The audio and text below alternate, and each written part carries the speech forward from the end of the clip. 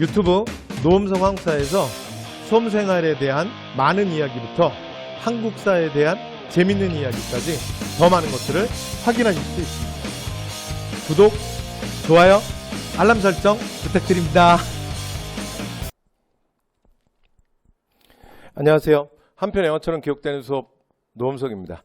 자, 여러분들 시험 보시느라 수고 많으셨습니다. 네, 그래서 오늘 또 많이 긴장하셨을 텐데, 그래서 하여튼 정말 수고 많으셨고요. 그래서 일단 시험이 끝났으니까 좀 이제 결과만 빨리 확인하시고 좀 편안한 마음으로 일단 좀 아무 생각하지 말고 좀 쉬시고요. 네. 자, 그다음에 또 오늘 이제 해설 강의를 보실 분들은 시험을 보신 분도 있지만 이후에 2024년 이후에 공무원 시험 한국사를 또 준비하시는 분들 앞으로 우리가 어떻게 준비할 거냐. 그래서 실제로 그 공무원 시험은 정말 기출에서 기출이 나오거든요. 그래서 기출은 단순히 우리 시험의 과거뿐만이 아니라 현재 우리가 공부할 공부 방향, 그리고 더 나아가서 앞으로 나올 출제될 사실은 미래 기출이기도 합니다.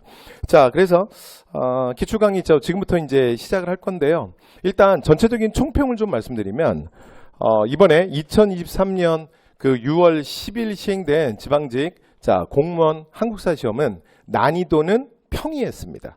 그래서 그러니까 제가 볼 때는 바로 2달 전에 시행됐던 국가직이 사실은 조금 더 어려웠어요. 그러니까 국가직에서는 그래도 한 2-3 문제 조금 더 여러분들이 실수할 수 있는 문제들이 조금 더 있지 않았나 싶어요. 그런데 그거에 비해서는 조금 더 평이했고요. 그 다음에 작년 지방직을 좀 예를 들면 작년 지방직은 사실은 변별력 있는 문제가 몇 개 있었습니다. 그래서 사실은 좀 공부를 꼼꼼히 하신 분들은 괜찮았지만 아니신 분들은 또 조금 실수하는 문제들이 있었는데 그 작년 지방직에 비해서는 확실히 평이했어요. 근데 작년 국가직이 완전히 쉬웠거든요. 그러니까 보시면 그 작년과 올해가 그러니까 원래 좀 이런 패턴이 있는데 작년과 올해도 좀 이런 패턴을 보여준 것 같아요. 그러니까 2022년 국가직이 확실히 쉬웠고 그 다음에 지방직에서 약간 변별력이 있었고 그 다음에 국가직은 좀 변별력이 있었고 그 다음에 이번 지방직은 국가직보다는 조금 더 쉬웠던 것 같습니다. 자, 이렇게 해서 전체적으로 좀 말씀을 드렸고요. 그래서 여러분 제가 생각하는 그러니까 구급 지방직 합격을 위한 그래서 한국사 점수는 이 정도 난이도라면 제가 볼 때는 그래도 여러분 조금 실수할 수 있는 문제가 제가 곧 말씀드리겠지만 한 2문제 정도 있었거든요. 그러니까 그 중에 하나 정도 맞춘다고 치면 그러면 한 95점 정도면 여러분 한국사에서 합격을 위해서 여러분이 얻어야 될 점수는 확실히 다 얻으신 것 같아요. 근데 시험이라는 게 한두 개 정도 실수할 수 있으니까 거기서 예를 들어 하나 정도 더 실수한다 요 정도. 그래서 95점이면 그러니까 여러분 합격을 위한 한국사에서 필요한 점수는 참 다 얻으신 것 같습니다. 자, 그러면 바로 그 문제 해설 강의 들어가기 전에 그 실제로 이제 문제가 어떤 식으로 좀 출제됐는지를 먼저 좀 전체적으로 좀 한번 보여드릴게요. 자, 그래서 여러분 단원 분류로 보면 선사 문제가 한 문제 나왔어요. 선사 문제 한 문제. 그래서 보통 이제 이렇게 한 문제 정도 나오죠. 자, 그 다음에 이제 고대, 중세, 근세에서 지금 보시면 제가 최근에 이제 수업하면서도 좀 말씀을 드렸지만 요즘에 그러니까 정치사 집중화 현상이 공무원 시험은 굉장히 커요. 그래서 보시면 지금도 그 70%가 사실은 다 정치사에서 나왔죠. 정치사. 자, 그리고 두 번째. 자, 경제사회사. 그러니까 사실은 수업을 하는 입장에서는 제가 이게 참 어려운데 경제사회사가 요즘에 좀 너무 안 나오고 있어요. 그러니까 국가직에서 이제 경제사 한 문제, 그 다음에 지방직은 출제되지 않았죠. 저기 사회사는 출제되지 않았죠. 근데 이번에 지방직 같은 경우도 경제사 한 문제. 근데 이 문제도 우리가 일반적으로 말하는 전통적인 경제사 문제, 조세제도, 토지제도 이런 문제는 아니고요. 그러니까 근현대사에서 이게 국채보상운동입니다. 자, 그리고 사회사는 이번에 올해 국가직에서도 안 나왔죠. 근데 지방직에서도 출제되지 않았네. 그래서 사회사는 계속 지금 외면받고 있어. 자, 그 다음에 이제 문화사가 원래 예전에 좀 많이 나올 때 한 5문제 나왔거든요. 자, 그런데 이번에 지방직 시험은 문화사가 많이 나왔어요. 예, 보시면 문화사 문제가 5문항 정도 됩니다. 됐죠? 그래서 이번에 국가직에서 그 문화사 문제가 2문항 나왔었죠. 근데 이번에 지방직에서는 5문제로 그래서 문화사는 그래도 어느 정도 좀 출제율이 지켜지고 있어요. 자, 그래서 보시면 그러니까 결국은 이제 작년에도 그랬지만 지금 올해 기출 현황도 보시면 한국사는 결국은 정치사다. 됐죠? 네. 그리고 문화사는 마지막 고득점의 완성 이렇게 생각하시면 되고요. 그 다음에 경제사회사는 아주 간단하게 끝내시면 될 것 같아요.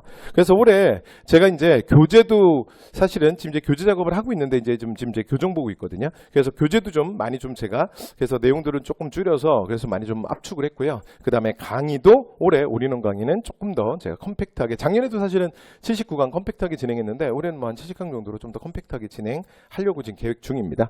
자, 그 다음 이렇게 해서 그 전체적으로 봤는데 특이한 점은 뭐냐면 근세사가 되게 많이 나왔죠. 근세사. 그리고 여기 세종 때 요 문화작업적이라서 요거 문화사로 제가 분리해 놓긴 했는데 사실은 사실은 뭐 세종은 뭐 정치사 때부터도 원래 그런 것들 많이 얘기하니까 뭐 이 문제는 사실 여기로 가도 좀 뭐 크게 문제는 없어요. 그러니까 좀 근세사, 조선 전기가 많이 나왔고, 예, 그러다 보니까 조선 후기 문제가 별로 안 나왔어요.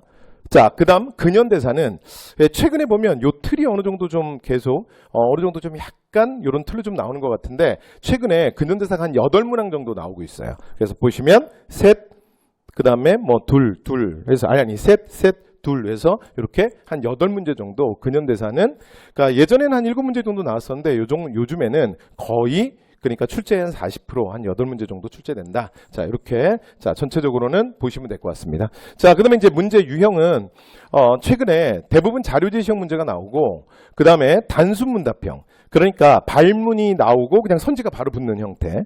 그러니까 그런 문제들은 요즘에 사실은 좀 출제가 안 되고 있었는데 이번에 지방직 같은 경우는 그게 늘었어요. 그래서 최근에 뭐 한 2문항 뭐 이 정도 나왔는데 자, 이번에는 보니까 한 6문제 정도 나왔네요. 그다음에 나머지는 원사료 또는 응용사료. 그래서 사료제 시형이 물론 대세인 건 변함이 없고요. 자, 이렇게 해서 자, 출제 유형 말씀드렸고, 자, 그다음 변별력 있는 문제도 조금 말씀드리면, 자, 변별력 있는 문제 같은 경우는 실제로 이렇게 많이 어렵지는 않았지만 그래도 제가 볼 땐 한 2문항 정도. 그래서 19번이랑 17번은 사실은 여러분 조금 실수할 수 있어요. 그러니까 19번은 그러니까 요 두 문제가 특징이 뭐냐면 그러니까 내용은 그렇게 어렵지 않았습니다. 내용은 어렵지 않았는데 근데 이게 많이 출제되지 않던 주제들이 좀 나왔어요. 그래서 자, 9번 같은 경우에는 조선의 과거제도인데 근데 이 과거제도 문제가 실제로 이제 많이 나왔던 주제가 아니기 때문에 특히 제도사는 최근에 문제 많이 어렵게 안 나오면서 거의 뭐 중앙경관직을 물어보거나 지방제도 정도 살짝 물어보는 정도로 끝났었는데 자, 오랜만에 과거제도가 나왔기 때문에 여러분 느끼실 때 조금 당황할 수 있는 문제였습니다. 됐죠? 그리고 이제 뽑는 부서가 어디냐? 이것도 이조랑 예조랑 사실 순간적으로 헷갈릴 수 있죠.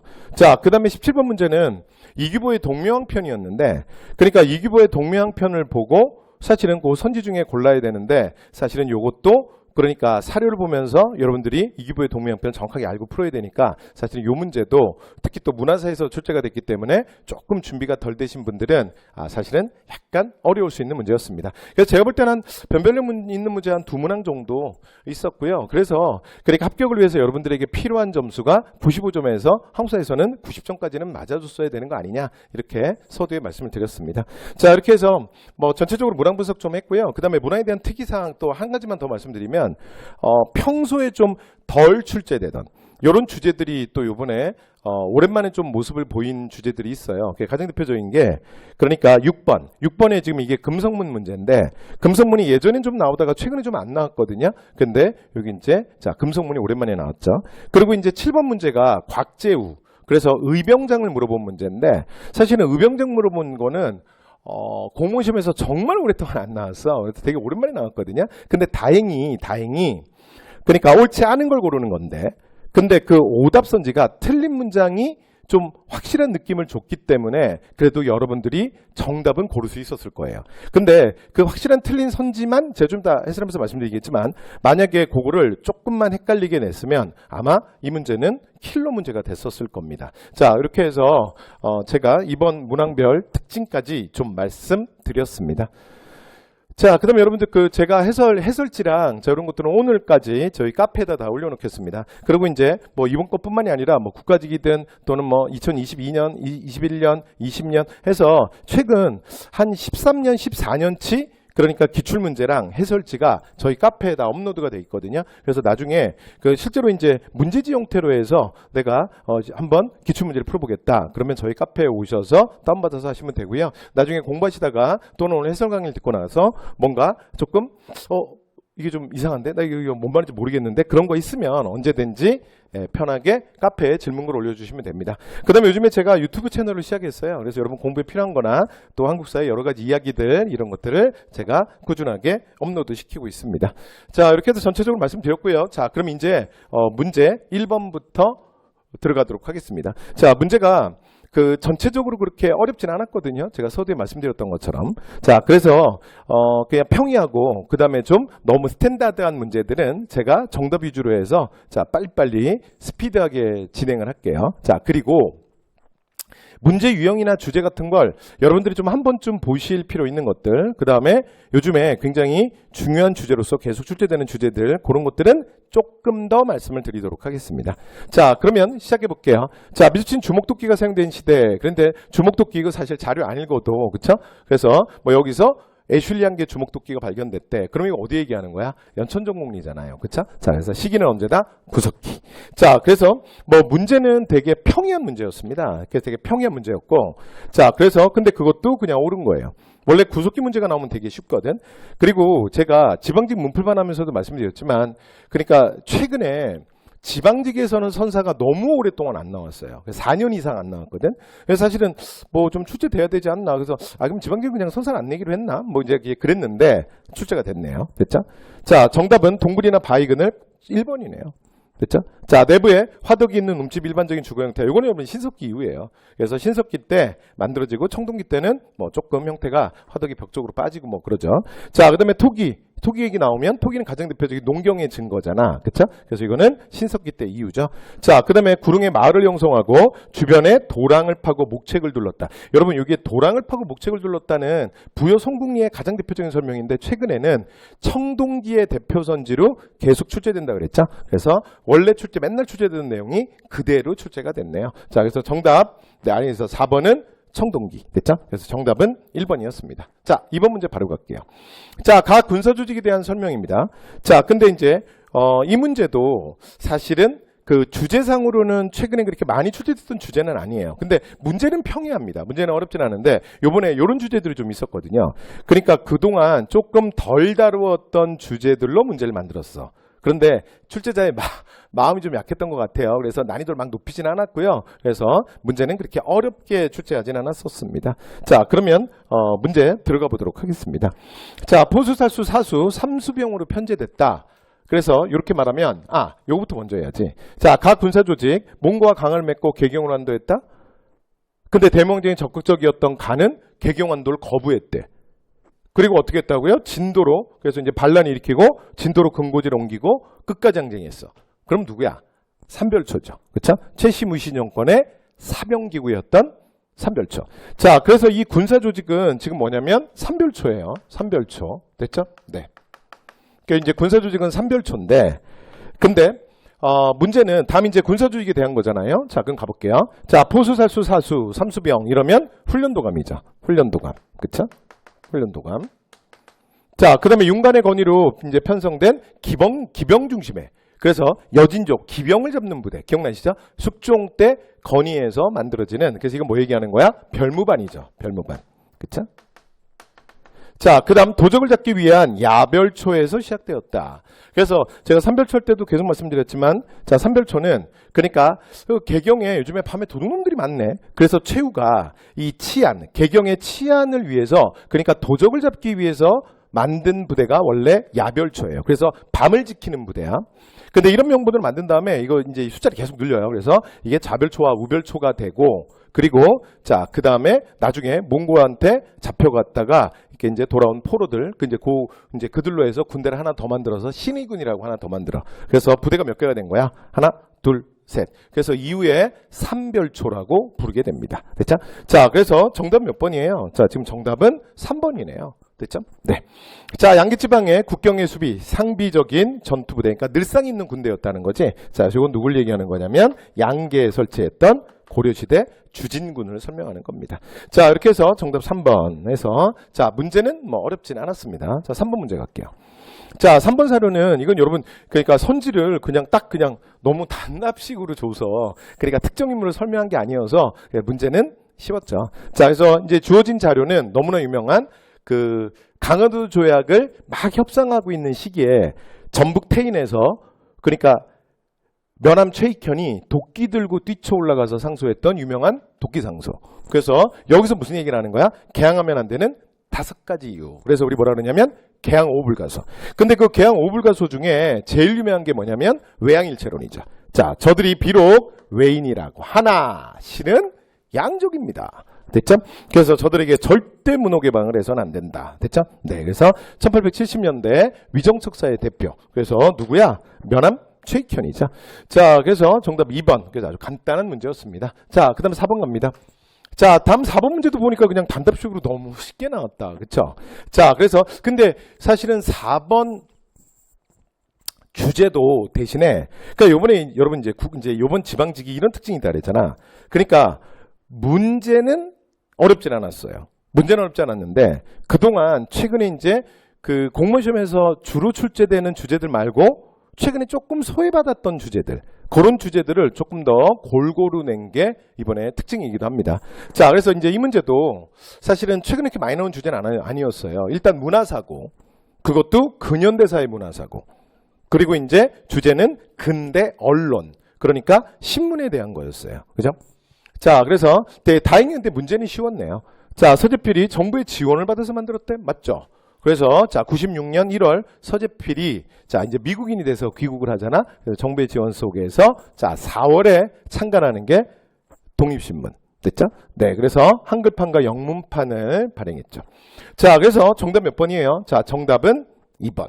됐죠? 자, 독립신문. 이렇게 보시면 될 것 같고요. 그 다음에 최근에 시험에서 좀 많이 모습을 보여줬던 건 사실은 한성순보예요. 한성순보. 한성순보는 뭐가 중요하냐면 자, 우리나라 최초의 근대적 신문이고 그래서 이게 연도가 중요합니다. 이거 언제예요? 1883년에 발행되기 시작했던 거죠. 순 한문으로 해서 순 보니까 열흘 단위로 그래서 정부에서 이제 발행한 그러니까 관보의 성격을 갖는 거지. 그치? 자, 그 다음에 근대 언론 중에서 사실 제일 유명한 건 그 양기탁과 그 다음에 배대리 창간했던 1904년 대한매일신보가 제일 중요하죠. 그쵸? 네, 그래서 자, 이제 근데 요번 문제에서는 자, 독립신문을 물어봤네요. 자, 정답 2번이었습니다. 자, 그 다음에 이제 5번 갈게요. 자, 가나에 들어갈 구강. 자, 그래서 뭐 최근에 뭐 제가 계속 말씀드리지만 그 삼국의 발전과 항쟁. 그래서 이제 소위 말하는 고대 정치자. 이 고대 정치 문제를 좀 너무 많이 낸다 그랬죠. 그래서 일단 거의 2문제는 나와. 그리고 작년 지방직은 좀 과하게 요 주제에서만 3문제를 냈어요. 3문제. 작년에. 그러니까 작년 지방직은 1번부터가 아예 삼국의 발전과 항쟁이었었거든요. 자, 그런데 이번에는 아무래도 작년 출제자들이 작년 시험지를 좀 봤는지 그래서 고대 정치 너무 많이 내는데 그래서 문항을 조금 줄인 것 같아요. 그래서 고대 정치에서는 이제 이번 시험에서는 5번 요거 한 문제 나왔습니다. 자, 그래서 가나 국왕의 업적인데 자, 우리가 이제 삼국의 역사서 얘기할 때 근데 사실 이 문제도 그러니까 국왕의 업적이면서 사실은 문화적 요소가 여기도 살짝 들어와 있어요. 됐죠? 자, 그래서 삼국의 역사서들은 그러니까 고구려의 이문진의 신집 5권, 그 다음에 공의 서기, 거칠부의 국사. 근데 이 삼국 역사서들이 전부 오늘날 그 삼국 역사서를 지었다라는 기록만 있고 그 책 자체는 전하지 않습니다. 자, 이렇게 말씀을 드렸었죠. 그래서 삼국 역사서는 뭐가 중요하다? 시간. 그래서 여러분 시간을 꼭 기억하셔야 합니다. 라고 말씀드렸는데 그냥 그걸로 문제를 냈습니다. 그죠? 자, 그래서 보시면 자, 백제에서는 가시기에 공의 서기 그러니까 가는 언제가 되는 거야? 자, 공의 서기니까 삼국역사서는 여러분 제일 잘 나갈 때 전성기 때 만든다 그랬잖아. 그래서 가시기는 언제예요? 근초고왕이죠. 근초고왕. 그쵸? 자, 그 다음에 신라에서는 거칠부의 국사가 나시기에 그러니까 나는 언제예요? 자, 신라가 제일 잘 나갔던 진흥왕 때지. 진흥왕. 됐죠? 자, 그래서 근초고왕 진흥왕으로 바뀌었습니다. 자, 그래서 문제는 평이하죠. 그래서 그냥 국왕의 업적을 단순하게 물어보는 문제였습니다. 자, 1번 갑니다. 자, 국호를 남이 여러분 이렇게 말하면 6세기 이거 누구야? 성왕이잖아요. 자, 그 다음에 동진으로 이 불교 수용은 누구예요? 불교 수용은 침류왕이잖아. 그렇죠? 384년 침류왕. 자, 그 다음에 3번 화랑도를 국가적 조직. 정답이네. 진흥왕 때 이렇게 조직 개편하고 성왕과 동맹을 맺고 고구려 몰아내고 이제 한강유역을 차지하게 되죠. 그쵸? 네, 그래서 초기에 그 이제 시스템 정비할 때 얘기야. 그래서 정답이네요. 자, 진흥왕 때 화랑도를 국가적 조직으로 개편하잖아. 그쵸? 자, 병북. 이러면 누구라고요? 버풍왕. 이게 뭐 많이 얘기했죠. 그래서 버풍왕 때 뿅보다. 기억나시죠? 자, 그래서 이거 시험에 잘 나온다 그랬어요. 자, 그래서 정답 몇 번이에요? 3번이었습니다. 자, 6번 갑니다. 자, 다음 문화재를 통해, 이를 통해. 그러니까 여러분, 이게 6번이 아까 제가 말씀드린 주제예요. 그러니까, 지금 여기도, 그러니까 이게 부정형이잖아, 문제가. 그게 틀리는 거 고르는 거잖아요. 그래서, 근데 이제 정답이 너무 명확하게 얘가, 틀린 애가, 그래가지고 이 문제가 그렇게 어렵지 않아서 그렇지, 사실은 금속문 오랜만에 나온 거고, 사실은 주제로만 따지면 아주 쉬운 주제는 아니에요. 근데 정답이 명확해서 여러분들 푸시는 데는 크게 문제가 없으셨을 것 같아요. 자, 다음 문화재를 통해 이거 다 금속문들입니다. 됐죠? 자, 그래서 일단 사택지적비.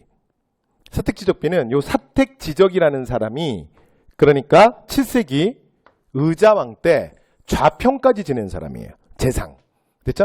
자, 그런데 그러니까 자신이 죽는 비문에다가 이제 어떤 거를 남겼냐면 여러분 이 사람이 진짜 이제 여러분들도 공직자를 준비하지만 그러니까 이 시기에 재상이라 그러면 그러니까 오늘날에 대한민국에서 국무총리보다 훨씬 더 그러니까 뭐 대통령까지는 아니지만 이 시대 재상이면 그러니까 대통령이랑 국무총리의 오늘날 대한민국 국무총리의 한 사이쯤으로 보시면 될 것 같아요. 그러니까 진짜 1인지하 만인지상.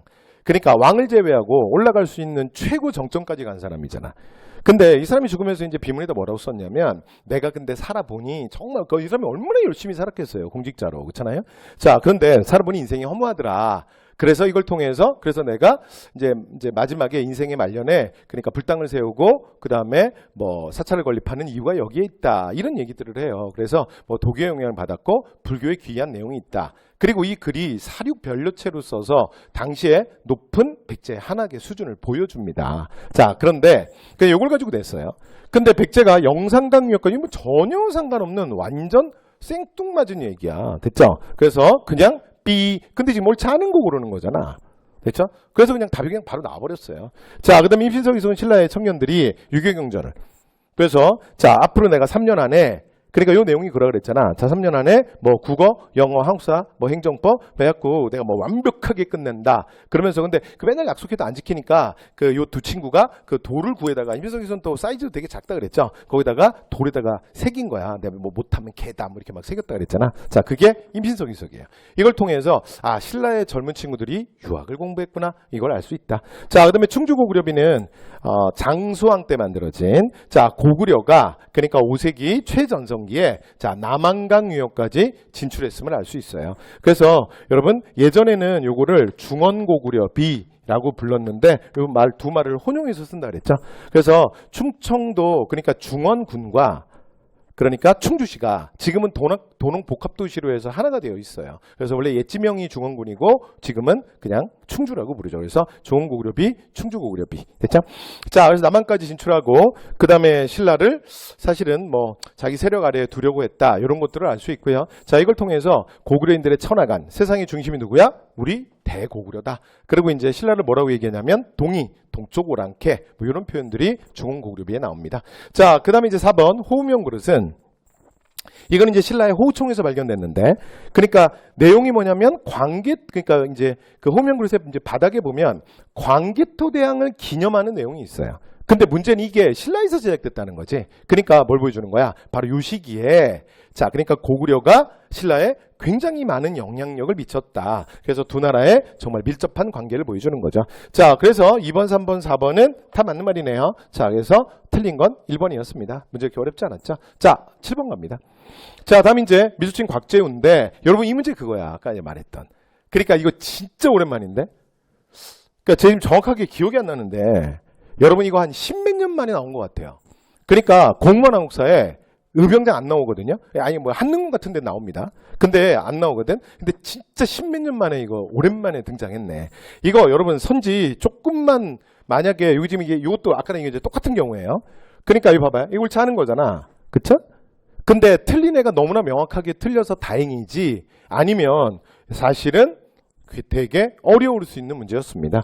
자, 그래서 이제 의병장 중에 외란 때 의병장 가장 유명한 홍의 장군 곽재우. 그러니까 전장에 나갈 때 그 붉은 갑옷을 입고 나갔던 자, 그걸로 유명한 홍의 장군 곽재우에 대한 거예요. 자, 홍의 장군이라고 칭했다. 맞죠? 그리고 여러분 우리가 항사 공부하면서 의병장 이렇게 막 곽재우 공부 안 해도 어릴 때부터 홍위장군, 곽재우 이런 말은 한 번씩 많이 들어보지 않았나? 그래서 꼬마들 먹는 그 인삼, 그 홍삼 그런 제품으로도 요 이름 따갖고 나온 브랜드도 있어요. 자, 그다음 의령을 거점으로 그러니까 이런 말 어렵죠. 그러니까 홍위장군 곽재우가 여러분 이게 북인이잖아. 남명조식의 제자잖아.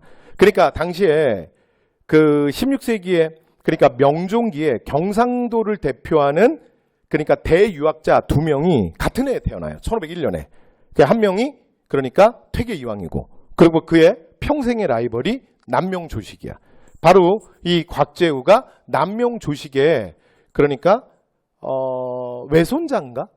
그래요. 됐죠? 그리고 그 남명조식의 수제자였던 정인홍. 됐죠? 그래서 정인홍, 그 다음에 곽재우. 이런 사람들이 경상도 쪽에서 의병을 많이 일으킨다고요. 이쪽이 다 이제 사실은 북인 쪽이랑 좀 관계 있는 사람들이죠. 자, 그래서 경상도 의령, 합천 이런 데서 실제로 의병을 일으켰고 그 다음에 의병장 곽재우의 가장 큰 사실은 업적은 그러니까 경상도에 거주하고 있던 일본 애들이 그러니까 실제로 바닷길을 이순신이 다 막아버리잖아요. 그렇죠? 그러니까 외란 초기에 우리가 이제 일본 애들을 사실 육상전을 붙었을 때 너무 많이 당황했다 그랬잖아. 그러니까 조총 그게 조총이라는 게 당시에 실제로殺傷力높았던 게 아니라 그 소리부터 주는 공포가 대단했고요. 그 다음에 일본 애들이 워낙 이제 정전쟁, 정시대 100년간 전쟁만 하다 왔기 때문에 얘네들이 칼을 너무 잘 쓴다고. 그리고 그 일본의 그 정시대 그 카타나라는 칼도 엄청 길었다 그랬죠. 그래서 일본 사무라이들 그때 엄청 조그만 했거든. 걔네들 평균 신장이 한 150 됐는데 걔네들 들고 다니는 칼이 한 150이었어요. 칼이 1m 50. 그러니까 칼이 너무 긴 거야. 그래서 근데 그 칼도 너무 잘 써. 그래서 그 육상전에는 정말 많이 고전을 했지만 근데 해상에서 이순신의 수군은 그냥 꼼짝 마죠. 그렇죠? 23전이 23선. 그러니까 일본 입장에서는 정말 전라도 쪽으로 갈 수가 없는 거야. 그래서 육지를 통해서 가려고 할 때 그걸 막았던 게 진주대첩 그리고 명장, 의병장, 곽재우 이런 사람들의 활약이었습니다. 됐죠? 자, 그다음 3번 행두산성에서 일본군을 크게 물리쳤다. 여러분 행두산성은 권율이죠. 그렇죠? 그래서 권율과 그래서 그 곽재우는 그쪽 위쪽까지 활동은 안 했어요. 그래서 자, 권율과 관민이 합심해서 자, 일본군을 물리쳤던 우리가 외란 때 3대 대첩이라고 하는 자, 행주대첩에 대한 설명이었고요. 자, 그다음 이제 의병은 기본이 익숙한 지를 활용해서 기습작전, 그래서 일본군에게 타격을. 그리고 이제 의병장들이 나중에 보면 실제로 이제 왜군들과 접전해서 실제로 많이 이겨요. 그러니까 처음에는 우리가 일본한테 좀 당황해서 조총이라든가 또는 일본의 칼이라든가 이런 데 좀 많이 처음 초기에는 좀 연전연패했지만 그러고 나면 또 한국 사람들이 금방 배우잖아요. 그래서 익숙해서 거기에 대처해서 또 많은 승리를 거두게 됩니다. 자, 그래서 이제 7번의 정답은 몇 번이에요? 상관없는 거니까 3번이었습니다. 됐죠? 그래서 좀 오랜만에 나온 주제라 그래서 의병장 곽재우 얘기는 조금 말씀을 드렸습니다. 자, 8번으로 갈게요. 자, 다음 같은 취지. 여러분 제가 그 경제 파트가 시험에 잘 안 나오지만 그 중에 제일 안 나오는 게 현대사고 그리고 이제 고다물 안 나오는 게 근대 개항기라 그랬잖아요. 근데 근대 개항기 중에 그래도 좀 나오는 주제가 하나 있는데 그게 뭐냐면 1907년 일본에게 진빚을 갚자는 바로 국채보상운동이에요. 그렇죠? 그리고 국채보상운동은 자, 금액도 얼마다? 1,300만 원. 그죠? 자, 그래서 우리가 지금 일본에게 진빚 얼마를 갚아야 돼? 국채, 나라 빚 1,300만 원을 갚자는. 그래서 대구에서 시작돼서 전국으로 확산되잖아요. 그렇죠? 네. 그래서 지금 여러분 그 대구에 가면 이걸 기념하는 공원도 있어요. 그래서 국채보상 기성 이제 중재 기념하는 자, 공원도 있습니다. 자, 그래서 이제 설명으로 오는 것이니까 여러분 조선형평사는 상관없죠. 이거는 이제 백정에 대한 사회적 차별을 없애자는 거 아니야. 백정. 그렇죠? 백정에 대한 사회적 차별 없애자. 그래서 1923년 경남 진주에서 만들어졌던 거고 그 다음에 조선물산장려회는 그러니까 물산장려 운동할 때 1922년 자 23년 그때 만들어진 거고 신사참배 거부운동은 개신교를 중심으로 해서 1930년대 일본이 민족말살통치로서 신사참배 강요할 때 그러니까 그 개신교 쪽에서 이제 개신교 목사님들 중심으로 해서 거기에 저항했던 운동이고요. 자, 1907년 정답이네요. 됐죠? 네, 그래서 여러분 이 정도 문제는 틀리시면 아니 되옵니다. 그래서 정답 4번이었습니다. 자, 그다음 9번 갈게요. 자, 가나에 들어갈 말했는데 여러분 요 문제가 제가 그 처음에 말씀드렸던 이번에 지방기 이렇게 많이 어렵지 않았는데 근데 여러분들이 조금 실수할 수 있는 그러니까 좀 이런 문제는 실수가 있었을 수 있다라고 제가 생각했던 한 2문제 정도 네, 그 중에 하나예요. 그러니까 이거는 그 문제 자체가 복잡하진 않아요. 그런데 별로 이제 실제로 공무원 시험에서 출제가 잘 안 되던 주제다 보니까 여러분들이 좀 정리하시거나 마무리하실 때 아무래도 조금 덜 보셨을 수 있어요. 됐죠? 네, 그래서 조금 어려울 수 있는데, 자, 문제는 근데 선지는 되게 간단합니다. 그러니까 이 얘기죠. 자, 그러니까 조선에서는 문과 잠깐 다 있었는데 문과 제일 중요했다. 그죠? 근데 문과를 어느 부서가 주관했냐? 그 다음에 공무원 시험을 몇 년마다 봤냐? 뭐 이런 얘기를 했는데, 자, 일단 첫 번째. 자, 그 정기 시험을 뭐라 그러냐면 식년시라고 하는데, 이건 뭐 수업 시간에도 많이 말씀드렸잖아요. 그러니까 이 식년시가 기간이 너무 길어서, 그러니까 이제 유생들 입장에서는 너무 힘드니까 야, 시험 좀 더 봐주라. 그래서 이게 조선 정부가 생각해도 너무 심하다. 그래서 중간에 부정기 시험인 별시를 중간에 봐준다 그랬잖아요. 그래서 정기 시험은 몇 년마다 보는 거야? 지금처럼 매년 아니야. 몇 년이야? 3년. 그래서 이번에 만약에 시험의 뜻을 이루지 못해서 한 번 더 할까? 그럼 이제 뭐예요? 천일작전. 그래서 만약에 한 번 더 하잖아? 만약에 내가 2번 과거를 본다? 식년시 기준으로? 그러면 진짜 6년, 2000일이에요. 됐죠? 네, 진짜 장난 아니지? 자, 그래서 몇 년? 3년입니다. 3년. 됐죠? 네. 그 다음 두 번째. 이조냐, 예조냐? 근데 이것도 중앙정부 부처의 업무를 제가 좀 설명을 했는데, 근데 요거는 이제 신경을 안 쓰셨던 분들은 사실은 조금 할 수 있어요. 왜냐면 2조가 하는 일이 뭐냐면 인사잖아. 인사. 그쵸? 그러니까 공무원들 인사 배치 어떻게 하느냐, 사람을 어떻게 쓰느냐, 그쵸? 뭐 인사 이동부터 시작해서 여러 가지 뭐 승진 좌천까지. 그죠? 여기 이제 2조의 업무고, 그 다음에 예조는 뭐냐면 이게 문화 학문이잖아요. 문화 학문. 이런 것들을 주관하는 부서잖아. 그래서 각종 교육기관, 그러니까 중앙의 뭐 성균관이건 지방의 향교견, 자, 다 어디 소속이야? 예조. 그 다음에 과거를 누가 주관해? 그러니까 당연히 예조죠. 됐죠? 네. 그래서 자, 2조가 아니라 예조예요. 여기까지 되죠? 자, 그래서 이 문제는 문제 자체가 그렇게 어려운 게 아니라 출제가 좀 덜 되던 주제다 보니까 여러분들 조금 당황했을 수도 있을 것 같아요. 자, 그래서 정답은 4번. 이렇게 되는 문제였습니다. 자, 그 다음 10번 갈게요. 자, 다음 원칙. 이거는 제가 수험서도 너무 많이 말씀드렸잖아. 근현대사 전체. 출제율 1위가 누구라고요? 무조건 대한민국 수립이야. 그 내가 하물며 무슨 얘기까지 했냐면, 대한민국 수립 문제가 틀리잖아. 진짜 특별히 어렵게 나오지 않는 한 틀리면 제가 생각하기에는 여러분 진짜 시험에 너무 성의가 없는 거야. 아니면 진짜 전력이 부재했던가. 그래서 여러분 이런 주제는 절대 틀리면 안 돼. 됐죠? 왜냐면 너무 많이 나와. 그리고 특히 국가직 너무 좋아한다 그랬죠. 거의 국가직 무조건 내고요. 그 다음에 지방직은 국가직이 너무 진짜 대놓고 내니까 지방직은 국가직 안 내면 거의 무조건 나오고요. 근데 국가직이 내잖아요. 그럼 여기 약간 주제를 피하는 경향이 있잖아. 두 시험이 그렇다고 그랬죠. 그래서 국가직에서 내면, 근데 냈는데도 어떻게 하냐면 한 번 내고 한 번 안 내고 한 번 내고 한 번 안 내고 그래요. 그만큼 많이 나오는 주제야. 그래서 정대사에서는 삼국의 발전과 항쟁, 그 다음에 근현대사에서는 대한민국의 수립. 이 두 주제는 절대 틀리시면 안 돼.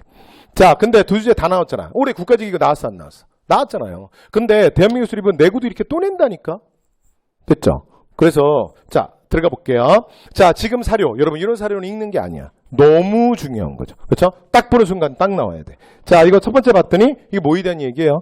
그러니까 좌우합작 7원칙 46년 10월에 여운형 김규식을 중심으로 해서 만들어서 발표했던 좌우합작 7원칙 보니까 얘 1조네 1조. 그죠? 1조고 얘는 3조야 3조. 그렇죠? 그리고 얘는 6조. 아니 몇 조인 것까지는 몰라도 돼요. 그래서 이건 제가 직업병이고 제가 오타쿠잖아 오타쿠. 그런데 그냥 딱 보고 좌우합작 7원칙 정도는 아셔야 합니다. 그렇죠? 자, 근데 문제는 이거잖아요. 그래서 이건 뭐 최근에도 많이 나오고 계속 많이 나오는 문제. 이런 문제들은 기본적으로 좀 변별력이 있기 때문에 계속 시험에서 이제 출제된다라고 말씀을 드렸죠. 그러니까 이 형태는 뭐냐면 다음 원칙이 보여. 그러니까 이거는 딱 논란이 없게 문제를 만드는 거야. 시간을 딱 꽂아서 어떻게 한 거예요? 이거 이후. 그죠? 근데 옳지 않은 거니까 나머지 선지 3개가 여기 해당하고 혼자 앞에 있는 애가 하나 있겠다. 그쵸? 자, 그러면 이 원칙이 발표된 건 언제예요? 자, 1946년 10월이죠. 46년 10월. 됐죠? 자, 문제 들어갑니다. 자, 3.15 부정선이 여러분 4.19는 이거 너무 나중이잖아. 이거 1960년대 아니야. 1960. 그 다음에 7.18 청산회에서 반민법. 반민법 제정되는 건 48년 8월에 정부 수립되고 그 다음에 9월에 바로 반민법 제정되죠. 자, 그러니까 얘는 48년 9월 그냥 다 뒤잖아. 그죠? 그 다음에 재헌국회에서 이승만을 자 대통령으로, 그 다음에 이시영을 부통령. 여러분 이거는 그러니까 7월 17일 대한민국 48년 7월 17일 날 대한민국 재정헌법이 나오잖아요. 그렇죠? 그리고 나면 3일 있다가 바로 대통령 뽑는 거야. 그죠? 그래서 자 이거 언제예요? 48년. 그러니까 헌법 제정하고 바로야. 7월 17일 그리고 7월 20일. 됐죠? 아니 뭐 날짜까지 모르셔도 돼요. 자, 그리고 이제 8월에 그러니까 준비를 다 마치고 내각을 다 그러니까 장관들도 임명한 다음에 8월 15일 대한민국 수립을 선포하게 됩니다. 됐죠? 그래서 이날을 우리가 뭐라 그러냐면 건국절이라고 해요. 그래서 여러분 건국절은 광복절이랑 다른 날이에요. 날짜만 똑같이 8월 15일이고 광복절은 45년 8월 15일이고 건국절은 48년 8월 15일이죠. 자, 그 다음 4번. 임시정부 수립을 논의하기 위해 여러분 미소공의는 뭐야? 이거 전에 미소공의가 발표되면서 거기다 또 이승만이 정읍에 가서 사고를 치잖아요. 그래서 단독정부로 가자. 그러면 야 이러다 분단되는 거 아니야? 그러면서 시작되는 거잖아. 그쵸? 그러니까 여기는 46년 3월이잖아요. 그쵸? 그러니까 이거보다 앞이잖아. 그러니까 그러니까 지금 자료가 발표된 것보다 앞에 있는 건 더 시점이 과거인 건 4번밖에 없잖아. 맞죠? 그래서 정답 몇 번? 4번. 이렇게 되는 문제였습니다. 절대 틀리시면 안 돼요. 11번 갑니다. 자, 묘칭 그에 대한 설명으로 오는 것은 이에요. 자, 그래서 이것도 이제 문화사네요. 그리고 제가 수업 시간에 좀 말씀드렸는데, 원래 고려문화사 출제율 1위가 불교, 2위가 역사서인데, 최근에는 역사서가 워낙 많이 나와서, 그러니까 불교 문제가 2위로 밀렸다. 근데 불교 문제는 승려 문제다. 근데 최근에 승려 문제들을 보면, 사실은 의외로 고대 승려가 계속 나오고 고려 승려가 너무 최근에 좀 덜 나오네. 그래서 고려 승려 좀 나올 때가 됐다. 이렇게 말씀드렸잖아요. 자, 그래서 고려 불교의 대표 대각국사 의천이네요. 그렇죠? 자, 그래서 함령주민 교정을 통합하고 그 다음에 해동천태종으로 선종까지 포섭하려고 했다. 누구예요? 의천. 자, 선지갑니다. 자, 그래서 이론교리 공부와 그래서 교리에 대한 공부와 실천적인 수행. 그래서 A 플러스 B. 여러분 의천은 말하는 게 이거밖에 없다 그랬잖아. 둘 다 수양해야 된다. 그래서 한쪽만 얘기하면 양극단에 치우친 것으로 잘못됐다. 그래서 의천은 자 철저하게 사실은 고려 왕실의 대표. 그래서 목적이 명확한 사람이라 그랬죠. A와 B를 다 통합하겠다. 되죠? 자, 그래서 정답 1번이에요. 그 다음에 참선, 독경, 노동. 됐죠? 이런 결사 이러면 누구야? 진울의 수선사 결사. 자, 그 다음 삼국시대 고승, 정기, 해동고승전 이러면 무신직권기의 각훈. 자, 그 다음 백년사를 결성해서 극락왕생을 기원하는 참회와 염불. 너무나 쉬운 대중적인 결사운동. 그러면 누구예요? 요새. 됐죠? 자, 이렇게 해서 이건 요새에 대한 거였고요. 각훈. 그쵸? 그 다음에 진울. 그래서 정답 몇 번이에요? 정답은 1번. 이렇게 되는 문제예요. 그래서 불교 문제는 무슨 문제다? 승려. 그리고 승려 문제는 그러니까 이후에 여러분 대비하실 때도 항상 어떻게 하는 거예요? 특정한 승려에 이렇게 약속된 표현들이 있어요. 됐죠? 그래서 그 승려들, 스님들을 여러분이 구별하시면 됩니다. 자, 그 다음 12번 갈게요. 자, 가시기래요. 가시기. 자, 임진왜란에서 병자호란. 근데 사실 여러분 이 문제는 제가 수업 시간에도 좀 말씀드렸는데 저 문제는 원래 전통적으로 이거 많이 나왔던 문제야. 근데 한 5, 6년 전까지는 좀 많이 제법 나왔어. 그러다가 최근에 좀 안 나오고 있어요. 그래서 내가 요 스타일이 좀 안 나오는데 나와야 될 건데 라고 제가 말씀도 드렸었는데 이게 예전에는 어떻게 문제가 주로 나왔냐면 예전에는 문제가 이렇게 나왔어요. 그러니까 가사료를 줘요. 그 다음에 나사료를 줘요. 그리고 가시기에서 나시기 사이에 있는 걸로 적절한 걸 골라라.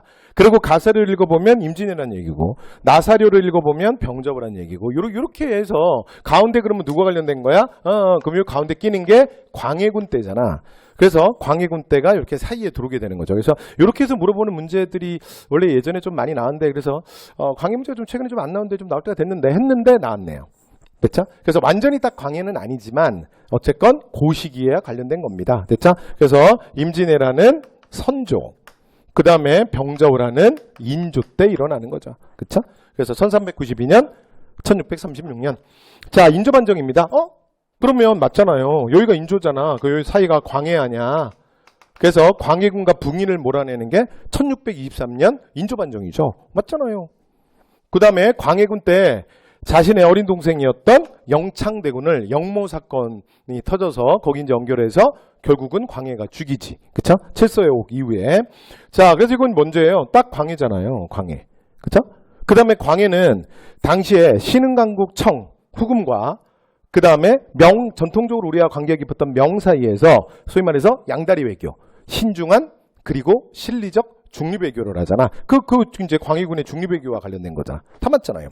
자, 그 다음에 청의 인질로 끌려갔던 복림대군은?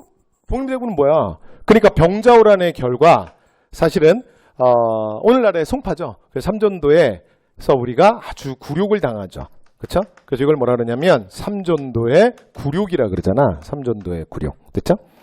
그래서 사실은 뭐 조선은 좀 심하게 말하면 이때 한번 망했던 거야 라고 말할 수도 있다 그랬잖아요. 그렇죠? 자, 그러면서 소현세자, 복림대군, 됐죠? 자, 이런 사람들이 다 인질로 끌려가잖아요.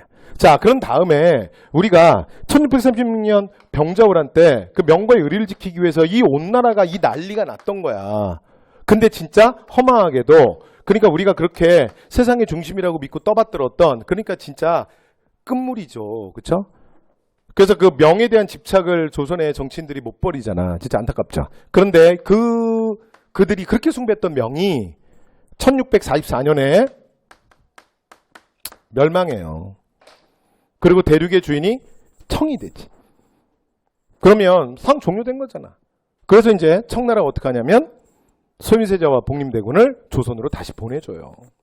되죠? 그래서 이거 언제 얘기야? 병자호란 이후의 얘기잖아요. 뭐가 틀렸어? 4번이 틀렸잖아요. 그쵸? 자, 이렇게 되는 문제였습니다. 자, 13번 갑니다.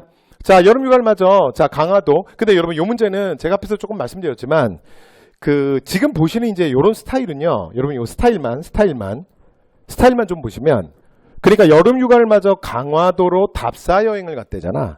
예, 이런 문제는 스타일로만 말하면, 공무원 시험 출제 유형은 아니에요. 그러니까 요거는, 제가 그래서 시험 전에 마지막 동영 때 한능검 스타일 같은 문제들도 뭐 조금씩 보여드렸잖아요. 근데 여기 만화 사파 같은 게 안 나와서 그렇지 사실은 한능검이나 수능 이런 쪽에서 주로 약간 내는 스타일이죠. 자, 어쨌건 결론 이거예요. 자, 이 문제는 지역사 문제입니다. 그리고 제가 마지막에 여러분 시험 보러 가기 전에도 지역사 지도에다가 지역별로 딱 정리해서 마지막으로 프린트 한 번 더 드렸잖아요. 지역사 문제가 최근에 워낙 나오고 있으니까.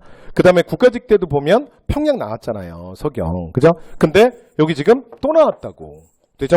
네. 그래서 자, 이런 문제들은 여러분들이 기본적으로 대비를 하셔야 돼요. 제가 마지막에 또 페이퍼도 드렸었잖아. 그 프린트. 그쵸? 자, 그러면 강화도에 연결된 거. 자, 이제 주제들 가겠습니다. 자, 첫 번째 외규장각. 외규장각 기억나? 그러니까 정조가 창덕궁안에다가 규장각 만들잖아. 그리고 그 다음에 정조가 항상 본인 자체도 죽을 고비를 많이 넘겼던 사람이고 그래서 뭔가 예비를 준비하죠. 그 다음에 장룡령 같은 경우도 도서관에 뒀지만 나중에 보면 수원화성에다가 장룡령의 외형을 하나 더 설치하잖아요. 그쵸? 네, 그런 것처럼 규장각도 강화도에 서브를 하나 만들어놔요. 됐죠? 자, 그걸 뭐라 그런다? 외규장각이라고 하죠. 됐죠? 자, 그리고 근데 도원금밀도랑 무슨 상관이야? 그러니까 여러분 이 문제도요. 지금 13번도 마찬가지야.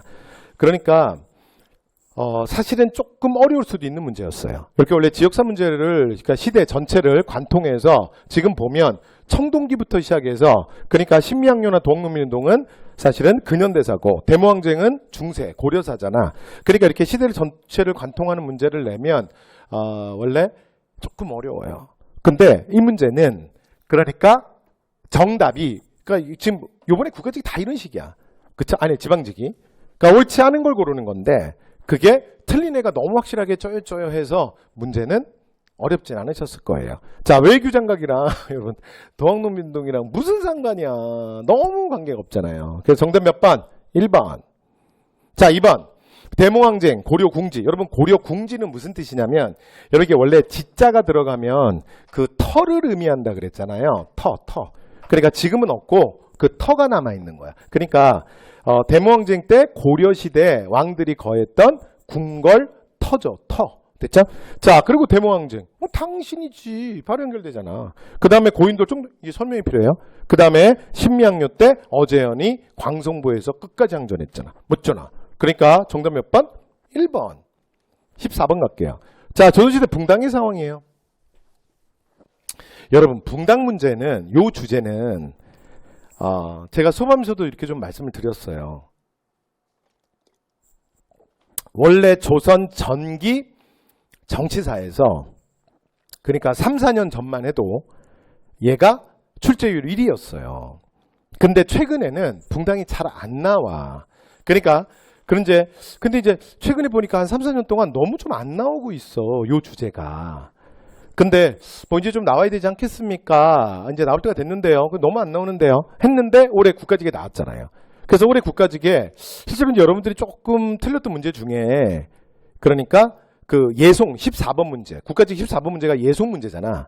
그래서 이제 남인이 그 송중길이 얘기했던 사실은 그 지금 왕이 차자 둘째 아들이니까 예의 단계를 하나에 낮춰야 된다라는 걸 내가 보고 놀랐다. 그러면서 그걸 막 비판하는. 그런데 이제 왕한테 장자니 차자니 그따위 얘기하면 안 되지. 지금 왕위를 이어받았는데 적통을 인정해야 되지 않냐라는 그 남인의 이야기.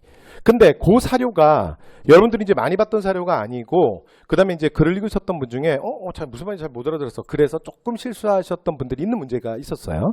자, 그게 예송 문제였잖아요. 붕당의 대표. 붕당이 또 나왔네요. 그렇죠? 그래서 최근에 좀 연속으로 안 나오다가 지금 국가직, 지방직 붕당 문제 조선시대 붕당이 연속으로 나왔습니다. 되죠? 자, 가볼게요. 자, 조선시대 이제 붕당에 대한 상황이에요. 자, 선조 때, 자, 사림이 동인과 서인으로 분열됐다. 그럼 이거 언제야? 그러니까 사림이 동인과 서인으로 분열됐으니까 이 얘기는 딱 그러니까 선조 때 얘기잖아요. 맞잖아. 그치? 이게 붕당의 시작. 뭐로 나눠지죠? 이조전랑. 그리고 이거 사료로 나올 때도 수업 시간에 제가 이건 좀 기억해달라 그랬죠? 그러니까 사료에 누가 나올 거냐면 김효원. 됐죠? 그 다음에 심의겸. 그러니까 요런 이제 요 둘의 갈등 얘기가 나오면 요건 이조전랑을 사이에 놓고 동서분당이 나타나는 사건입니다. 선조 때 이렇게 말씀드렸죠. 자, 그다음에 이제 광해군 때 자, 북인이 집권했다. 맞죠? 그리고 이제 뭐 하는 거야? 이들이 중립외교 하잖아요. 그렇죠? 네. 그리고 대동법도 실시하고. 자, 그다음에 이제 인조 때 남인 정권이 여러분 근데 실제로 이제 광해와 북인의 중립외교가 그 선조 때 임진왜란이니까 선조 바로 다음 왕이잖아요. 그 아들. 그러니까 이제 전후복구엔 도움이 됐지만 그러나 의리명분론을 중시하던 사림 전체 지지를 받은 건 아닙니다. 이런 말씀 드렸잖아요. 그렇죠? 자, 그래서 나중에 그러니까 서인들이 인조반정을 일으키는 명분이 돼요. 그래서 광해와 북인을 몰아내고 이들이 정권 수립하죠. 그러고 나면 친명배금 이러면서 호란이 터지는 거 아니야. 됐죠? 자, 그런데 뭘 남인이 득세해. 인조반정은 누가 주도한 거야? 서인. 됐죠? 네. 그리고 자, 그래서 이제 정권을 독점했다. 이런 표현은 그러니까 서인한테 해야지. 그렇죠? 네. 그래서 남인한테 하면 틀리는 표현이고. 그리고 또 엄밀하게 말하면 실제로 인조반정 이후에 서인은 남인과 공조체제를 이루었어요. 그래서 완전히 남인이 정권을 독점하지는 않았어요. 그래서 자, 3번은 선지가 완전히 틀렸네요. 자, 8번. 그 다음에 이제 이 서인들이 나중에 숙종 때는 노론과 소론. 됐죠? 그래서 남인의 처리 문제를 놓고 경신왕국 이후에 강경파, 노론, 온건파, 소론으로 나누지잖아. 다 맞잖아요. 자, 뭐가 틀렸다? 3번이 틀렸네요. 그래서 틀린 거 3번 이렇게 되는 문제였습니다. 되죠? 자, 이렇게 해서 우리가 이제 수업 시간에 말씀드렸지만 붕당은 이제 사실은 문제가 딱 정해져 있다. 붕당은 나오는 꼭지가 처음에 공부할 땐 좀 복잡한 것 같은데 실제로 수업을 좀 제대로 듣고 그리고 제가 딱 포인트만 한번 집어드리고 제가 말씀드린 걸 기억하면서 기출문제를 제대로 한번 딱 풀어보면 붕당은 출제되는 주제가 딱 4가지 유형밖에 없다. 됐죠? 이렇게 말씀드렸잖아요. 근데 그 주제 중에 하나가 예송이잖아. 그게 이번에 국가직에 나온 거고 그 다음에 요거는 여러 주제들 그러니까 대외관계 얘기 그 다음에 뭐 황궁 이야기 그 다음에 처음에 동서 분당 이야기 그래서 이런 여러 그게 많이 나오는 주제들을 그러니까 선지로 다 같이 묶어서 한번 냈네요. 됐죠? 네, 이렇게 붕당 문제 올해는 2문제 나왔네. 자, 15번 갑니다. 세종. 여러분 저희가 앞에서 제가 국가직 해설 강의하면서 이렇게 말씀드렸잖아. 그러니까 지방직 출제할 때 국가직 걸 본다니까. 그래서 주제는 좀 피하는 경향이 있다 그랬잖아요. 그러니까 중요한 주제인데 거기 안 나온 거 있으면 좀 더 보셔야 된다. 조선 초기 국왕과 관련된 이야기들 그게 정치 문화적으로 해서 특히 세종 최근에 워낙 많이 나오고 있거든요. 됐죠? 누가 뭐래도 조선의 27명의 국왕 중에 사실은 최고의 군주 아니야. 그죠? 자, 그런데 세종 문제가 국가직이 안 나왔죠? 그래 이제 오답선지로만 나왔잖아. 자, 근데 출제가 됐네요. 됐죠? 자, 금속활자 중에 가장 아름다운 금속활자의 갑은 갑인자다. 그죠? 그 다음에 화통도감이 여기 왜 나와? 그죠?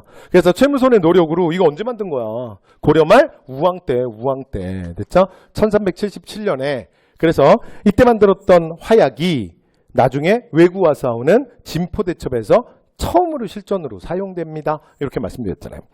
그 다음에 우리 실전에 맞는 우리의 역법서. 그래서 최초로 한양 중심으로 천체를 관측하죠. 그래서 이게 뭐예요? 칠정산.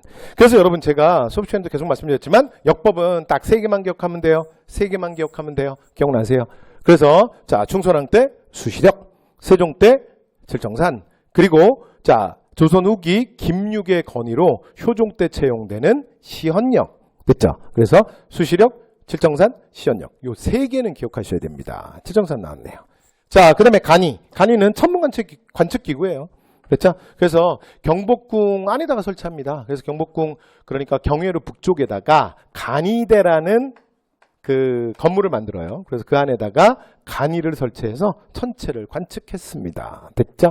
자, 이렇게 해서 자, 상관없는 거, 생뚱맞은 건 뭐야? 옳지 않은 건 2번이잖아요. 그래서 이 문제도 쉬운 문제예요. 특히 세종인데 틀이 쉬면 많이 되옵니다. 16번 볼까요? 자, 다음과 같은 강령. 자, 일제강점기 가장 대표. 그래서 제가 수업 시간에도 말씀드렸는데 일제강점기 문제들을 그러니까 이제 좀 공부를 하시다 보면 일제강점기가 좀 어렵게 느껴지는데 근데 어느 정도 이게 좀 정리가 되고 기출도 좀 풀어보고 나서 출제 경향을 좀 보시면 약간 이게 좀 고정된 특징들이 있다 그랬잖아. 그러니까 예를 들어 1기, 2기, 3기 시기 구분하는 거 있죠. 그 문제 거의 나와요. 그러니까 무단통치, 문화통치, 민족말살통치와 관련된 10년대, 20년대, 30년대를 크게 구획을 나눠서 시간 구분하는 문제 있잖아. 그거 하나. 그 다음에 예전에 많이 나오는데 요즘에 좀 안 나오는 게 무장독립전쟁이야. 됐죠? 네, 근데 무장독립전쟁도 올해 주제로는 안 나왔는데 선지로 섞여서 나왔어요. 좀 이따 말씀드릴게요. 그 문제 뒤에 가서. 자, 그리고 그 다음에 또 하나. 일제강점기에 그러니까 주제는 작은데 그러니까 출제가 잘 되는 단체들이 있다 그랬잖아. 조직. 그걸 좀 기억하셔야 됩니다. 그러면서 뭐라 그랬냐면 임정, 대한민국 임시정부. 그렇죠? 대한민국 좀 엄청 잘 나와. 자, 그리고 1919년 3.1운동 이후에 11월에 만주 길림에서 김원봉에 의해서 만들어지는 의열투쟁 엄청 나온다 그랬죠? 자, 그리고 세 번째 또 어떤 주제가 있냐면 자, 일제강점기 최대 규모의 단체 민족주의와 사회주의 합작 뭐예요? 신간회. 그리고 신간회 사례 중에 가장 유명한 이게 뭐야? 신간의 강령. 이건 딱 보면 신간에 바로 나오셔야 돼요. 자, 갑니다. 밀립대학 이제 설립기성회. 자, 요거는 1920년대 초 서울에서 만들어진 거예요. 월남 이상제를 중심으로 해서 22년부터 밀립대학 설립운동 추진되고요. 23년에 자, 기성회가 만들어집니다. 파리강화회에 김규식 파견했다. 자, 이거는 신한청년단이잖아. 신한청년당. 그쵸? 신한청년당에서 파리강화회에 파견하고요. 그 다음에 나중에 상하이 임시정부가 됐죠? 그래서 상하이에 있는 대한민국 임시정부가 김규식을 그 외무총장에 임명을 해서 왜냐하면 파리 강화회에 가서 김규식 금방 온 게 아니야. 거기가 어딘데 얼마나 힘들게 갔는데 그래서 여기에 많은 외국 정상들이 있으니까 거기서 좀 오래 머물면서 여러 가지 활동을 해요. 그래서 활동하기 좋게 소위 말해서 오늘날 우리 표현으로 하면 명함 파준 거지. 그러니까 뭔가 직책을 줘야 이 사람이 어디에 가서 어떤 활동을 하기가 좋잖아요. 그렇죠? 그래서 그런 의도로 한 거야. 됐죠? 그런데 이거를 나중에 임시정부가 뭐라고도 말하냐면 그냥 임시정부가 김규식을 파리강화회에 파견했다. 이렇게도 말해요. 됐죠? 그래서 실제로 원래 보낸 건 신한청년당인데 그 다음에 신한청년당이 나중에 임시정부의 근간이 되잖아. 그리고 임시정부에서도 김규식을 외무총장에 임명하기도 하고 그 다음에 그에게 활동할 수 있게 여러 가지 또 지원도 하거든요. 그러니까 신한청년당이 파견했다. 상하이 임시정부가 파견했다. 요 두 가지 말이 다 맞는 말입니다. 제가 이렇게 말씀드렸죠. 자, 그 다음 60만 세 운동을 사전에 계획 B 여러분 이거 늘 얘기했던 거. 60만 세 운동의 결과가 뭐야? 신간회 탄생. 나중에 신간회가 지원하는 게 뭐야? 이거 딱 스탠다드형이잖아. 광주 학생회 운동. 이거 수업 시간에 말했던 거 그대로 나왔네. 그쵸? 그래서 선제 뭐라고 나오면 안 돼? 예를 들어 60만 세 운동을 신간회가 지원했다. B 없다니까. 그 다음 광주학생운동의 결과 신간회 B 이미 신간회가 있는데 뭘 광주학생운동의 결과예요. 광주학생운동 1929년인데 됐죠? 자, 그래서 정답은 뭐예요? 6번 건드리시면 안 되죠. 6번 틀리는 거고 정답 4번. 이렇게 되는 문제예요. 되죠? 자, 17번 갈까요? 자, 다음 글쓴이 인물이에요. 자, 인물이 된 말인데 근데 이거 아까 말씀드렸던 그래도 이제 올해 지방직 문제 중에 사실은 조금 여러분들이 실수할 수 있는 문제, 아까 9번 문제, 그 과거 문제가 있었잖아요. 그리고 또 하나가 요거예요. 그러니까 요거는 사료를 봤는데 사료를 보고 뭐지? 이제 그러면 틀리실 수 있어요. 근데 사실은 이 사료는 사실은 그렇게 많이 어렵지 않고 제가 수업 시간에 사료를 많이 강조하지 않고 이거 이제 강조하지 않았었거든요. 그런데 제가 이런 얘기는 했어요. 이 사료를 수업 시간에 보여드리면서 이거 지금만 딱 집중해서 한번 노트북 찍고 보면 잘 못 까먹는다. 왜냐면 삼국사의 사료 같은 건 좀 더 어렵다. 그리고 성유사 사료도 키워드를 잘 봐두셔라. 근데 얘는 완전 귀염둥이다. 왜냐면 여기에 너무나 확실한 키워드를 그냥 이게 서문이거든요. 서문이 그냥 계속 나와요. 그러니까 이걸 뭘 또 보고 할 게 어딨어. 그냥 처음 딱 볼 때 딱 한번 집중해서 노트북 찍어 놓으면 끝이지. 뭐야 이거. 동명 그랬으니까 동명한 편이에요. 됐죠? 그래서 이규보에. 그래서 최충원 시기에 자 항상 최충원 옆에 있었던. 되죠? 그래서 이 문제는 동명왕편 이규보를 물어본 거야. 됐죠? 자, 선직할게요. 자, 사설의 기록보다 평가를 강조한 여러분 이런 앞에 말들은 뭐 중요하지 않아요. 자, 결론 강목체 사서다. B 틀렸습니다. 그리고 여러분 강목체 사서는 그러니까 이런 평가가 중요해. 그래서 큰 제목 강, 그 다음에 안에 소주제 목, 그래서 강, 목, 그래서 1강, 그 다음에 1목, 2목, 3목, 3목 이렇게 서술되는 거라 그랬잖아. 그리고 강목체 사서는 대부분 책 제목에 강자가 많이 들어가. 그리고 우리나라 역사상 최초는요. 충수왕 때 민지가 만들었던 본조, 편년, 강목이 최초고요. 그 다음에 가장 유명한 걸로는 조선 후기에 안정복의 동사강목이 제일 유명해요. 됐죠? 네, 그래서 자 강목체 아니죠. 이건 영웅 대서사시잖아. 그죠? 자, 당군부터 고려왕까지의 역사. 여러분 이렇게 말하면 근데 이거 이거 건드리면 안 돼요. 됐죠? 이게 서사시지만 모두 서사시야. 이승유의 제왕운기도 서사시라 그랬잖아요. 그래서 얘는 지금 뭐에 대한 설명이냐면 제왕운기에 대한 설명이에요. 여러분 동명왕편은 고려의 시조 동명왕 그러니까 추모왕 고주몽에 대한 얘기야. 고주몽 고구려계승의식. 그죠? 근데 무슨 뭐 당군에서부터 고려 충렬왕 때까지요. 됐죠? 그 표현은 딱 이승유의 제왕운기죠. 자, 당군전설 민간에 전승되는 자료를 이렇게 말하면 딱 삼국유사에 약속된 표현이야. 여러분 역사서들도 그 역사서를 딱 설명하는 약속된 표현들이 있다 그랬잖아. 영어의 수고처럼 기억하셔야 돼. 자, 김무식의 삼국사기에 동명왕이 신의 한 사적을 생략되어 있다고 해서 평화였다. 맞아요. 이렇게 비판하면서 이 얘기를 하는 거야.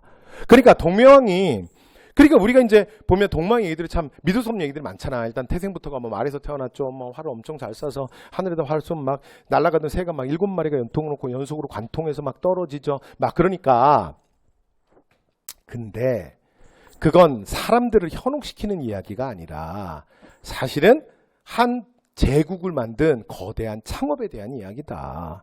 그러니까 이제 그런 특별한 사람이 특별한 나라를 만들었는데 어떻게 그런 특별한 일이 없겠느냐. 그러면서 이제 비판하면서 내가 그래서 이제 그 이야기는 환상이 아니고 성스러움이며 귀신이 아니고 신성한 이야기다.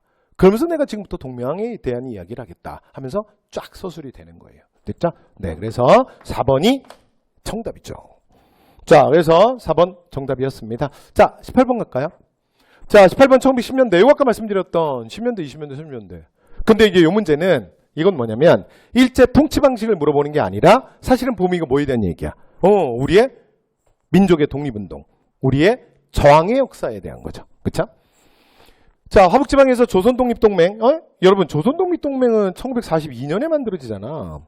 연안에서. 그죠? 그러니까 40년대 너무 먼데. 자, 두 번째. 자, 참의부, 정의부, 신민부. 이거는 수업 시간에도 많이 했죠? 3부의 형성. 3부에서 뭐라고요? 입삼, 입사, 25. 기억나시죠? 그러니까 아니 연도는 정확하지 않더라도 아니 이렇게까지 모르더라도 20년대라는 건 기억하셔야죠. 그래서 나중에 민족일당운동의 결과 3대 통합운동이 일어나잖아. 그래서 28년에 혁신의회, 29년에 국민부로 통합이 되죠. 두 개로 통합이 되죠. 자, 임병찬의 독립의금부. 여러분 1910년대 비밀결사로는 딱 두 개 기억하는 거야. 1912년 독립의금부. 1915년 자 박상진의 대한강복회. 딱 2개. 됐죠? 딱 나왔네. 1912. 그래서 1910년 되잖아. 그래서 정답 몇 번? 3번. 자, 그 다음에 조선명군 양세봉, 영능가. 그 양세봉은 조선명의 영이야. 그래서 영능가 32. 그 다음에 흥경성 33. 그래서 무장독립전쟁. 그쵸? 그래서 지금 선지 2번과 3번은 우리가 아니다. 1, 2, 4번은 무장독립전쟁에서 배우는 거예요. 그러니까 완전히 딱 무장독립전쟁이 나온 건 아닌데 무장독립전쟁 내용들을 선지가 대부분 품고 있네요. 그쵸? 네, 1910년대. 자, 우리의 독립운동에 대한 얘기였습니다. 19번 갑니다.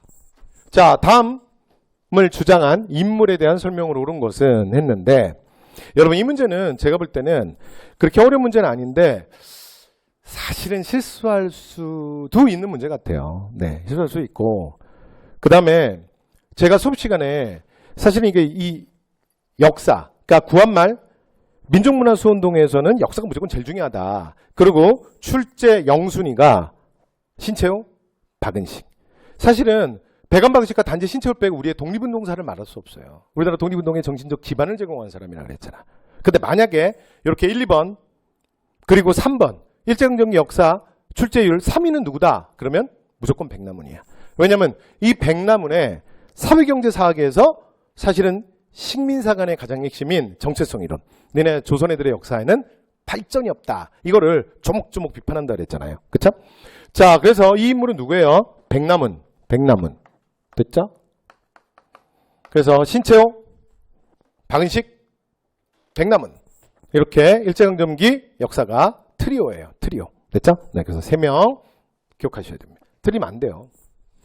자, 그런데 이게 사료를 이게 시험장에서 막 빨리 해야 되니까 읽다 보면 이거 순간적으로 이 사료에서 답을 못 잡았을 수도 있을 것 같아요. 내가 오늘 그 해설 강의 들어오기 전에 충격받은 게 그 우리 조교가 하나 틀렸다는 거야. 그래서 이게 또 한 명은 다 맞았다는 거야. 그래서 하나 틀린 친구한테 뭐 틀렸냐 그랬더니 이거 얘기하더라고. 됐죠? 그래서 요거잖아요. 세계사적인 이론적인 역사 발전 법칙이 우리 민족에도 다른 민족과 같은 거의 같은 궤도의 발전 과정을 거쳐왔다. 우리 역사가 고대사에 계속 그렇게 머물렀던 것이 아니다라는 정체성론을 반박하는 거죠. 그렇죠? 자, 민족의 정신으로서 국혼 이러면 누구예요? 국혼 그러면 박은식, 백안박은식. 그죠? 민족주의 사학 계승에서 그러면 누구라고요? 이렇게 말하면 정인보라 그랬죠. 내 쓸 때도 맨날 이렇게 막 정인보 이렇게 쓰고 그랬는데 문일평은 조선심. 왜냐하면 정인보랑 문일평은 이렇게 선지로만 나와요. 조선심 그거 구별하셔야 돼. 마르크스 유물사관을 바탕으로 해서 한국사를 연구했다. 딱 정답이네요. 됐죠? 사회경제사. 자, 그 다음에 진단학회 문헌의 고증, 실증주의 사학 이러면 이병도를 비롯한. 그죠? 자, 그래서 정답 몇 번? 3번이네요. 자, 마지막 20번 갈게요. 자, 마지막 20번. 여러분 6.25 오랜만에 나왔어요. 6.25 정말 안 나왔는데 6.25 진짜 오랜만이네. 요즘에 그 한반도 긴장이 고조돼서 그런가? 자, 6.25 전쟁이 오랜만에 출제가 됐습니다. 자, 요것도 부정형이에요. 자, 갑니다. 자, 국군과 유엔군이 인천상륙작전을 감행했다. 맞죠? 그래서 당시에 유엔군 총사령관이었던 메가더의 이 인천상륙작전은 진짜 엄청 대박이라 그랬잖아. 그래서 9월 15일 한방의 전세를 그냥 뒤집어 버려요. 됐죠? 네. 자, 이러면서 이제 9월 23일 날 서울 수복하고 그 다음에 38도선을 넘어서 이제 10월에는 평양까지 진입을 하게 됩니다. 평양까지 이제 수복하게 되죠. 자, 그래서 6.25 전쟁 맞잖아요. 자, 대통령 직선제를 포함한 발췌건 요게 사실은 조금 어려운 선지인데 요것만 잘 잡으면 돼요. 여러분 발췌 개헌을 뭐라 그러냐면 일명 요거 부산정치 파동이라고도 한다 그랬죠. 부산정치 파동. 그래서 전쟁 중에 1952년이에요. 이거 전쟁 6.25 전쟁 중이야. 전쟁 중에 우리 이승만 대통령 각각해서 많은 일을 하신다 그랬잖아. 그래서 임시도 부산에 가서 어떻게 했냐면 그러니까 1차 개헌을 해요. 그래서 전쟁 중에 이제 갑자기 대통령 직선제로 바꿔서 본인이 2대 대통령에 당선이 되죠. 됐죠? 그래서 이거 일명 부산정치 파동이라고도 합니다. 자, 그다음 이승만 정부가 북한의 송환을 거부하는 방공포로를 석방했다. 이게 거제도 방공포로 석방. 그래서 요거는 휴전 맺기 바로 전이에요. 그러니까 원래 6월에 맺으려고 그랬는데 그러니까 워낙 이승만이 휴전 맺지 말고 뭐 계속 전쟁해야 된다, 백두산에 태극기 꽂아야 된다, 그러니까 미국이 그러니까 이승만 빼고 막 진행을 하잖아. 그러니까 날 빼고 될 것 같아. 그래서 거제도에서 그냥 포를 일방적으로 석방해버린 거야. 그러니까 남북 휴전 협상하던 게 판문점에서 그냥 바로 중단이 된 거죠. 그렇죠? 그러면서 미국이 이승만한테 가서 바로 I'm sorry 이렇게 하면서 원하는 게 뭐냐? 그러면서 들어주고 7월 27일 휴전협정 체결하는 거야. 됐죠? 자, 그래서 요거 6.25 전쟁 직전이라는 거 요거 하나 챙겨 두시고요. 자, 그다음 근데 이것도 정답이 좀 쉬웠어요. 우리가 이렇게 얘기하잖아. 6.25 전쟁의 진행 과정, 6.25 전쟁 진행 과정 많이 물어보는데, 근데 일단 6.25 전쟁이 시작되기 전에 가장 대표적인 배경을 얘기할 때 미국의 해치슨 선언을 얘기하죠. 그러니까 새롭게 미 국방부 장관이 된 해치슨이 50년 1월에 그러니까 극동아시아 미군의 방어 라인을 발표하는데 거기에 충격적으로 한반도가 빠진다 그랬잖아요. 그래서 당시에 남한에 주둔하고 있던 미군이 오키나와로 1월에 빠져요. 그러면서 사실은 이게 북한한테 그 전쟁을 일으킬 수 있는 더 상황을 제공한 거 아니냐라는 비판도 나중에 나온다 그랬잖아. 그쵸? 그래서 이거는 6.25의 배경 중에 하나예요. 그러니까 문제가 지금 6.25 전쟁 중에 있었던 사실로 아닌 거니까 정답은 몇 번이야? 정답은 4번이네요. 됐죠? 네. 자, 이렇게 해서 우리 20번까지 자, 모든 문제를 다 한번 해설해 봤습니다. 그래서 제가 이후에 또 시험을 준비하시는 분들도 계시기 때문에 이후에 여러분들이 준비하시는 거에 조금이 도움될 만한 이런 말씀도 제가 조금 드렸거든요. 그래서 하여튼 오늘 시험 보신 분들은 너무 수고 많으셨습니다. 그래서 여러분들 편안한 마음으로 좀 휴식을 가지시고요. 그 다음에 이후에 또 시험을 준비하시는 분들은 이렇게 출제가 되는구나. 그리고 국가직과 지방직이 또 이런 관계가 있구나. 이런 것도 조금 더 생각하시고 그 다음에 문제 유형들 이런 것도 좀 보시면서 이후에 공부하실 때 반드시 참고로 삼으셔야 합니다. 네, 그래서 여러분 하여튼 해설 강의 들으시느라고 수고 많으셨습니다. 자, 이후에 또 좋은 모습으로 찾아뵙도록 하겠습니다. 여러분 수고하셨습니다.